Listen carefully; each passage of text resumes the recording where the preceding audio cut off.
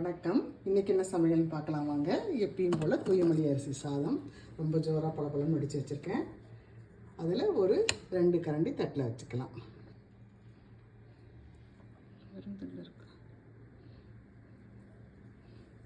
வச்சுருக்கம்மா.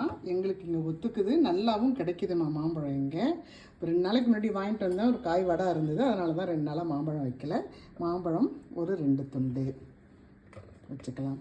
அடுத்து இன்றைக்கி ஸ்பெஷல் வந்துமா கத்திரிக்காய், முருங்கைக்காய், மாங்காய் போட்டு கல்ச்சட்டியில் வச்சுருக்கிறோம்மா சாம்பார்.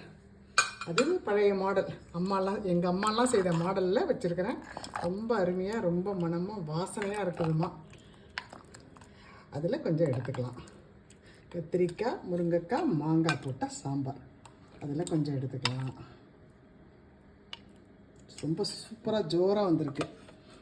அடுத்து பீன்ஸ் பொரியல். பீன்ஸில் பச்சை வேர்க்கடலை 2 போட்டு பொரியல் பண்ணியிருக்கிறோம். அதுவும் அருமையாக நல்லா வந்திருக்கு. அதில் கொஞ்சம் வச்சுக்கலாம்.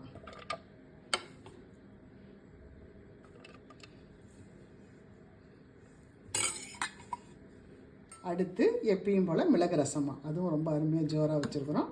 அதில் கொஞ்சம் எடுத்துக்கலாம். சூப்பராக இருக்குது. அது கொஞ்சம் வச்சுக்கலாம். இது காலையில் பூஜைக்காக நான் பச்சை பருப்பு ஜவ்வரிசி போட்டு பாயாசம் பண்ணோமா. இன்றைக்கி தான் ஃபுல் பூஜை. நேற்று பூஜை சாமானங்களை க்ளீன் மட்டும்தான் பண்ணோம். காலையில் சும்மா வச்சு கொஞ்சம் கேசரி வச்சு படைத்தேன். நான்வெஜ் சாப்பிட்லாமா அப்படின்னு கேட்டிருந்தாங்க ஒரு சகோதரி. நேற்று பூஜை ஃபுல் பூஜை கிடையாதுமா. இன்னைய பூஜைக்கு நேற்று தயார் பண்ணோம். இன்றைக்கி தான் இந்த பாயாசம் வச்சு சாமி படைச்சோமா. இந்த வீடியோ வேணுன்றவங்க கேளுங்க, நான் பதிவேற்றம் பண்ணுறேன். ஆனியன் பகோடா கொஞ்சம் வச்சுக்கலாம்.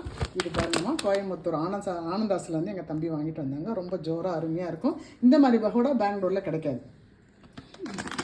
அவ்வளோதாம்மா இன்றைக்கி எங்கள் வீட்டு சமையல். இதுதான் தூயமல்லி சாதம், கத்திரிக்காய், முருங்கைக்காய், மாங்காய் போட்டு கல்ச்சட்டியில் வச்ச சாம்பார், மாம்பழம், பீன்ஸ் வேர்க்கடலை, பச்சை வேர்க்கடலை போட்டு பொரியல், வெங்காய பகோடா, மிளகு ரசம்.